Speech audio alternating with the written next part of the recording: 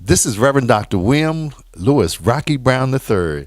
I'm a community activist and director of anger management services for Chester Community Charter School, and you're watching Chester View. Chester, with Chester makes Chester, and we're going far. Coming together and using our voice to let you know change is a choice. It's a Chester flow. Can't buy, can't rent it. If you're rocking with your city, stand up, represent it. Chester flow. If you love it, let it show. Hey everybody, thank you for tuning in. We are here in the studio with Reverend Rocky Brown. Thank you for joining us today. Thank you for having me. So you are a pillar in the community. You have been doing a lot of things in the community. But first, I want to talk about what you're doing for the children at the charter school. Talk to us about that program. Well, basically, it's a program to help children, first of all, develop a positive attitude. Number 2, we deal with crisis intervention. Number 3, we deal with teaching anger management techniques. And the 4th part of our program teaches discipline, where we have a military-style drill team. And they really seem to like the total program. Everybody needs positive attitude development. All of us need to say positive things to ourselves every day.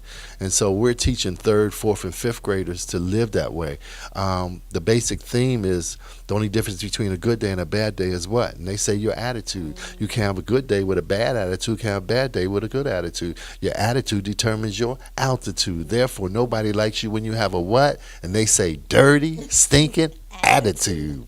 And then when we close up, I say, well, how do you control your attitude? Who controls your attitude? And they say, we do, ourselves. And so we're teaching them that you got to think positive. And, because you're black, because you're in an urban area, doesn't mean that you can't make it. Because you're from Chester or wherever, doesn't mean that you can't make it and you can't be successful. And we teach that. The other thing when we deal with crisis intervention is a lot of times the principal or the deans don't have time to deal with certain issues, and some of them are just minor crises.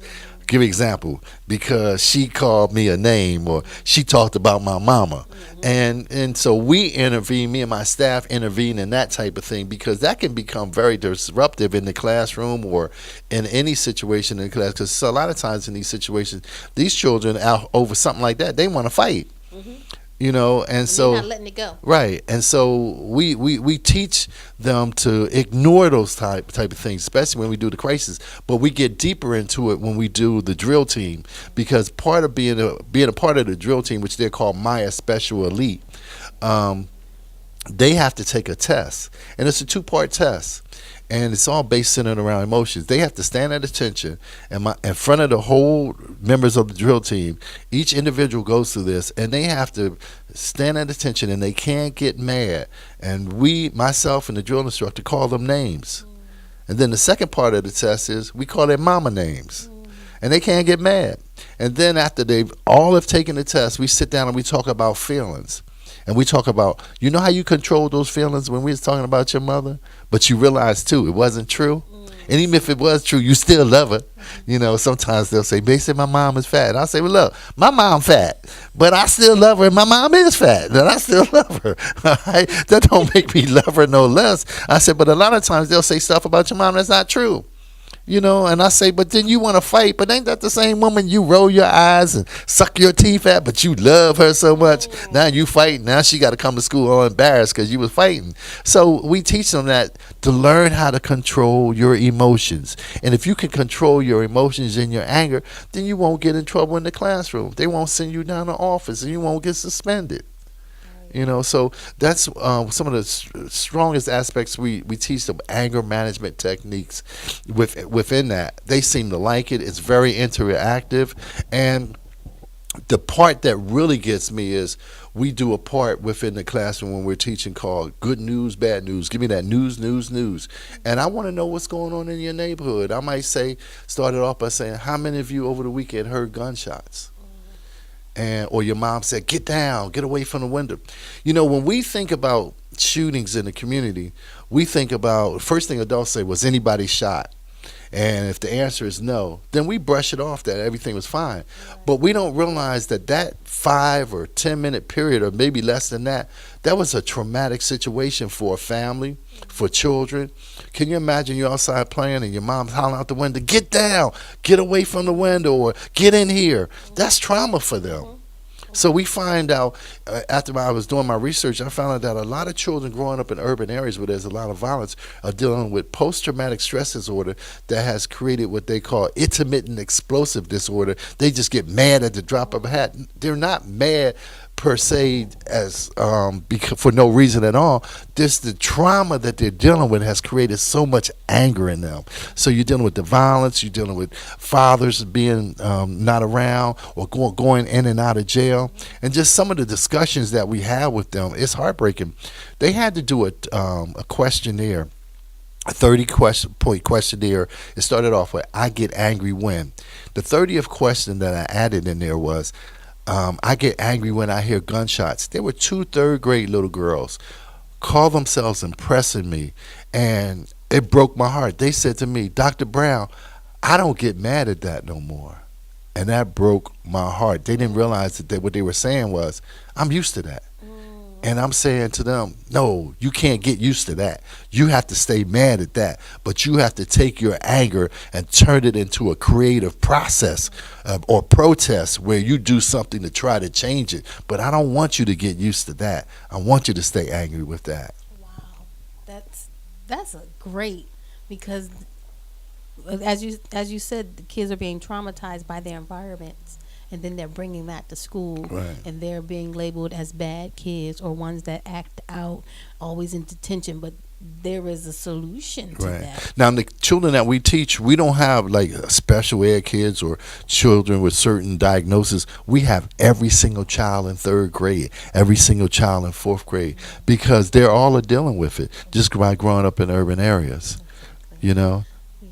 And now you have been working in the community for years, and you have earned the title Rapping the Rapping Rare. Yeah, the Rapping Rare.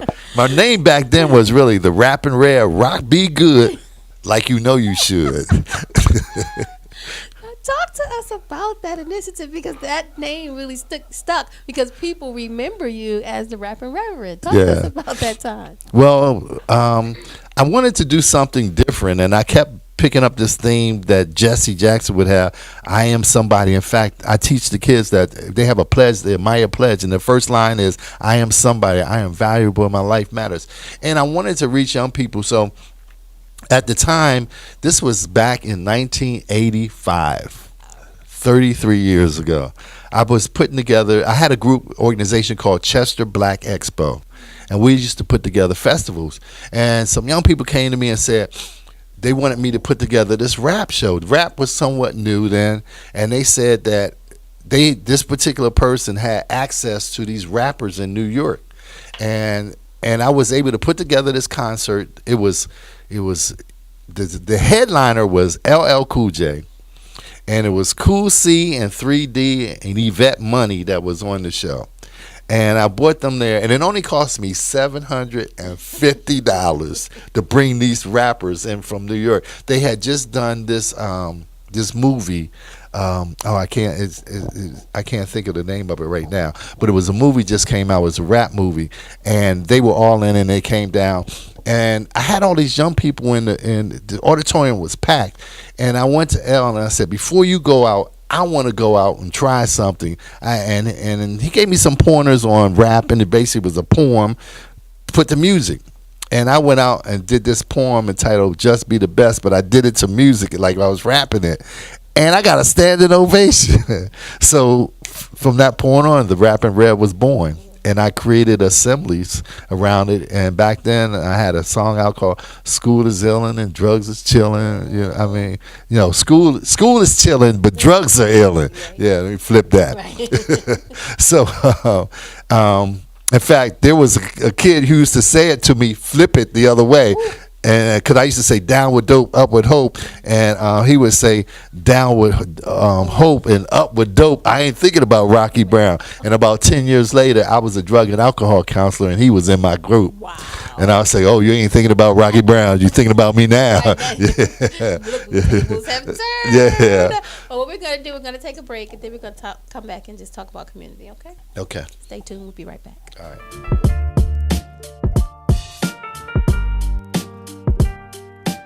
Will you marry me?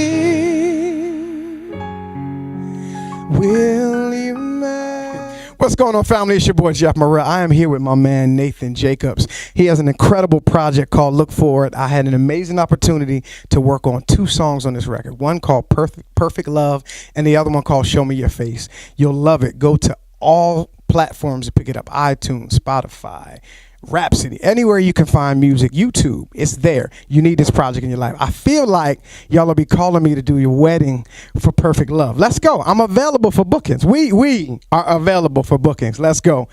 Nate Jacobs, Look Forward. Peace. Will you marry me? Will you marry?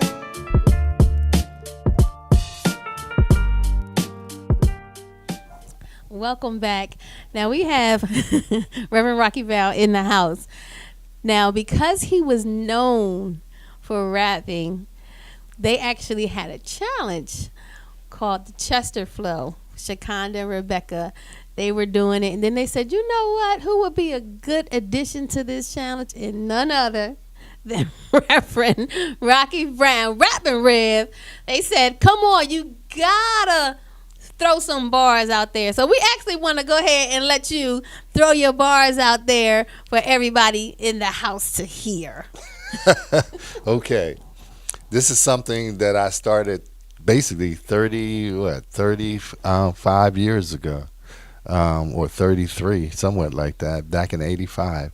Let me see if my old mind can remember. But I'm the rapping Rev, rock be good. So don't miss this, listen to this. I'm tired of the deal happening in the streets. It's time for me to practice what I preach. Young babies like a lambs being led to a slaughter by a new kind of genocide made to order.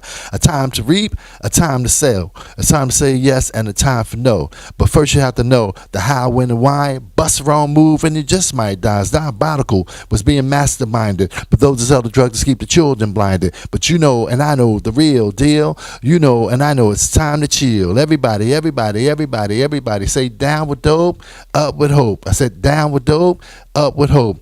Unity, a word that is mighty strong. It demands us to right what's wrong. No matter what the race, color, creed, unity the bond that we all need. The world is changing so rapidly. We need unity to set us free. United we stand, divided we fall. If it saves one child, then it's worth it, y'all. It's time to unite in a positive way, so the children of the future will be able to say, we came together, spread a little love, seek divine help from the power of the above. This is our community.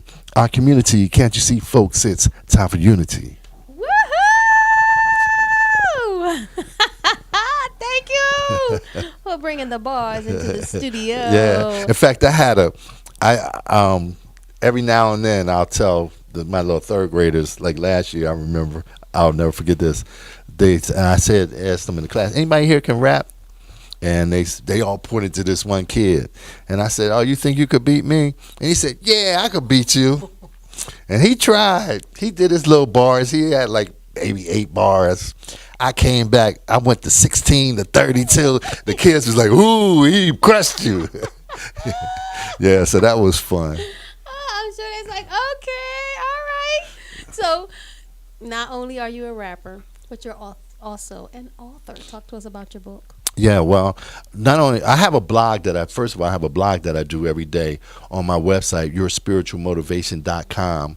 You can go in there and you can sign up. It's free, and I do that daily. I also write for a weekly newspaper called The Scoop, and then in March, not only will I be celebrating 40 years of writing for that paper, but I will be celebrating 40 years of being in the ministry.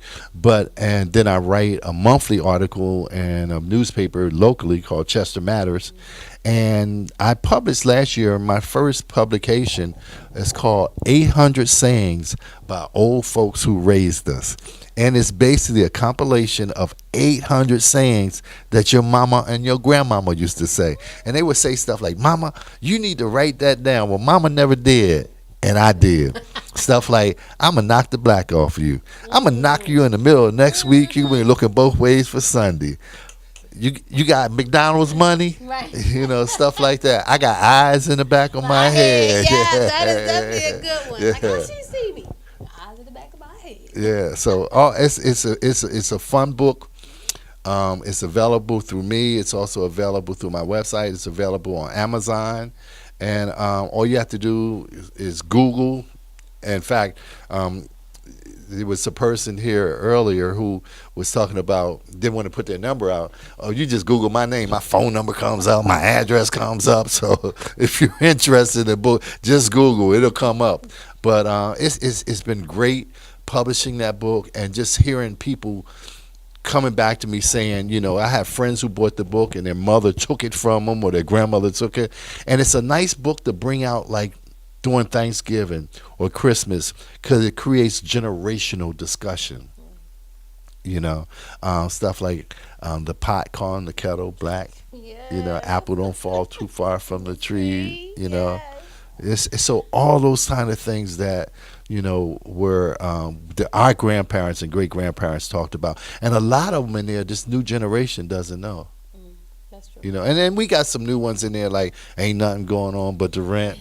Gotta have a job if you want to be with me. You know what I mean? Stuff like that. That's the newer version. My grandmama ain't say that, but My grandma ain't say that. go get me a switch. Right. Ooh, get your switch off the tree. Yeah.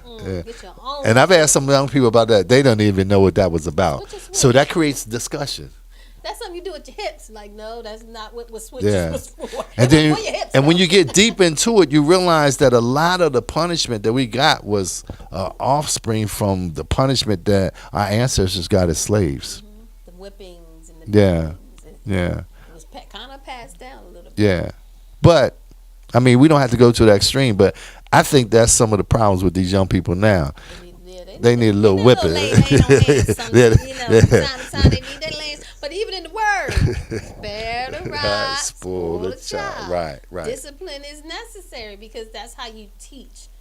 And that's like in school. When if you fail something, let's reteach this. So Yeah. that's the way we teach. I got whippings in school. I got whippings at home. Got whippings with extended family. Made me a better person. And I think that's definitely something. Consequences is one of the things that the kids are missing. Right. That they don't feel like there are consequences, so there's no reason for them to change their thought process. Right. So while we're on that note, we want to give words of encouragement. So if there's someone watching who is frustrated, so based on your curriculum, they're frustrated, they feel like they really can't move forward, what would be some words of encouragement for them? Well, first of all, I want everybody to know that there's always somebody in this world that you can talk to. It doesn't necessarily have to be the pastor. It could be a lady down the street. It could be a neighbor. We have to learn how to talk to one another because that helps out so much. And it's important that when we get ourselves together that we check out our mental health. And that's a big problem within the African American community. We have issues with mental health, but we don't want to recognize that. And so we need to understand that in everybody's family, there's somebody who needs to be on medication. All right, so don't be ashamed of that. You know, we always be concerned about one another's and each other's health. Reach out and communicate with one another, but realize that even if you can't talk to a human being, God is always there to help you through. We all go through storms in life, and all they are is just opportunities that God has given us to have so that we'd have a testimony. Because think about this. How can you say that God is a healer and you've never been sick?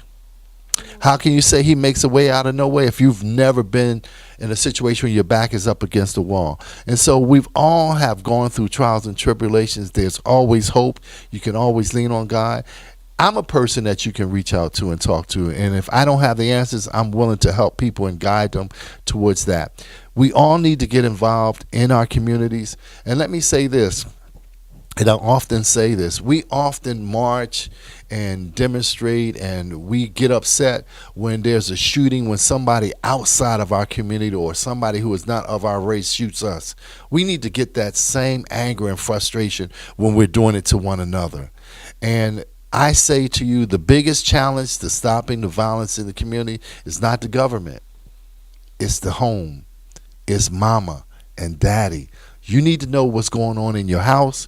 You need to know what your children are doing. And there ought not be any locked doors in your house. You know, ought to be no place in your house where there's out of bounds for you. Because if that child is living in your house, you need to know what's going on. And I believe that if we could go back to being more of a community where we are our brother's keeper, where we understand that concept, it takes a whole village, we can begin to eradicate some of the problems that we have in this community. I agree. It takes a village. Right. That's still relevant today. Right. If we come together. So if we got time, let me close up. Can I close up with a poem? I always love. Close this out. If you don't love yourself, nobody else will. Get a good education, learn a trade or a skill. For to do less than one's best is a sin. Winners never quit and quitters never win. You don't need dope, just God's hope. You don't need drugs, just love and hugs. And if you can't be that tree on the top of the hill, be that shrub in the valley, but be the best little shrub on the side of the hill, because truly you are somebody. If you stumble or flop, still get up and reach for the top. If in your mind you can conceive it, and in your heart you believe it, then with your body and soul you can surely achieve it. For all you need is faith to conceive, hope to believe, and love to achieve. You can do it if you put your mind to it. Just do your best, and God will do the rest, and you shall have success. So if you can't be the sun, you go on and be that star. For it isn't by size that you win and you fail. Just be the best at whatever you are. God bless. Thanks, Amanda, for having me here. Thank you. Well, that's a wrap. Pun intended. See you next time.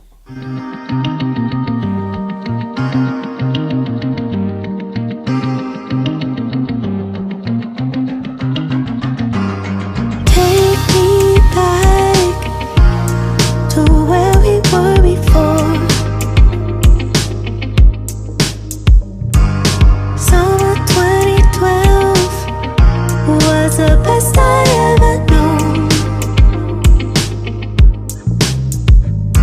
'Cause one of those days you came my way, made it hard to stay away. I felt the chemistry on it. Was it written on my face when you gave me a time and place and took me on the perfect date? Oh, oh, look at how far we've come.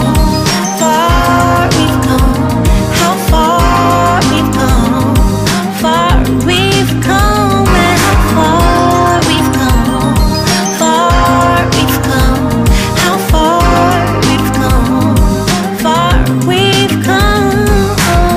Yeah, we were really cute back then, but let's get to the truth. Back when it wasn't always easy, you did your best just to please me. And even when I gave you a hard time and couldn't tell you what was on my mind, oh, you were persistent. Be sure I knew what I'd be missing. How far we've come, far we've come, how far we've come, far we've come, and how far we've come, far we've come, how far we've come, far we've come. And they say yes, heartbreakers, debaters, and player haters will do what they will, but here we are still. The naysayers, heartbreakers, debaters, and player haters will do what they will, but here we are still. Look at how far we've come, far we've come, how far we've come, far we've come, and how far we've come, far we've come, how far we've come, far we've come, and how far we've come, far we've come, how far we've come, far we've come.